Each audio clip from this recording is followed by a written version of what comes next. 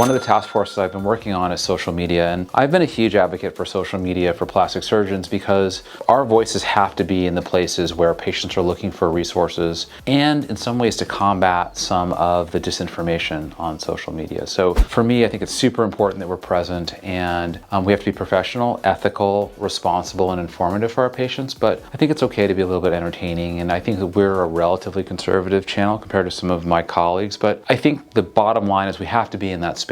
And I'm also a huge fan of Scott Galloway, and I love him and Kara Swisher. They do a lot of discussions about technology and business, and I was listening to Professor Galloway, professor at NYU School of Business. He was talking about the Fox network, and he was talking about Rupert Murdoch, and he was explaining that Fox really filled this place in the American news network and kind of this information evolving to infotainment type of space where part of America felt like they weren't listened to by some of the traditional media sources. And I thought that was really a really smart thing to recognize. But what I thought was really interesting is his depiction of what Fox News became, which was a little bit of a talking head for maybe values that are less true. Maybe there's projections for things that don't make sense. And I think we can talk about the presidential elections. And that was the point he really hit on that kind of solidified it for me. The Dominion voting lawsuit against Fox News really changed things. And in some ways, it was a correction for the direction that Fox was going in. And Rupert Murdoch, who just stepped down from Fox, essentially thought this was going to be, maybe a $50 million type of thing, and kind of took it relatively casually, in my opinion. It wound up being, almost $800 million.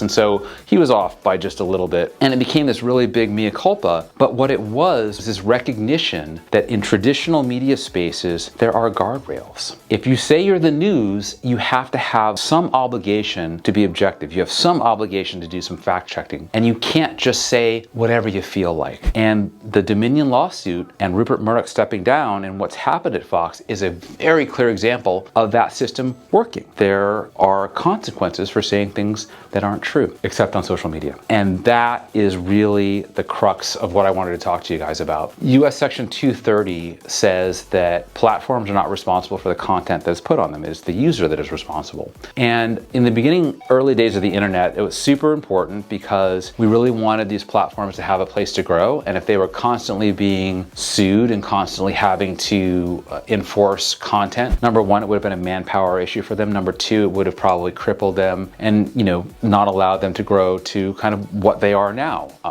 good or bad. But things have changed. Clearly, part of the reason that Fox News is less popular is that some of this lawlessness and this ability to say really whatever you want, whether it's true or not, and being able to influence people in ways that are dishonest and disingenuous, people have moved away from traditional media, and they've definitely moved to social media because there are no consequences there for those types of actions. Fox, consequences, $800 million in consequences, and that's not even the only lawsuit they've got pending. Social media, do whatever you want. And that is probably the biggest reason why plastic surgeons need to be there, because our voices have to be there to combat the crazy, to combat the scams, to combat the things that are untrue that can get people hurt. Section 230, in my mind, probably needs to be changed because social media platforms, the internet is big enough now, it can handle a little bit of regulation. And number two, some of the tools that are available today weren't available then when Section 230 came around. But until those regulations happen, the voices of responsible professionals who are bound by ethical standards, who are bound by medical legal guidelines, we have to be there to support our patients. We have to be there to tell the truth and to combat the disinformation. So I want to say thanks to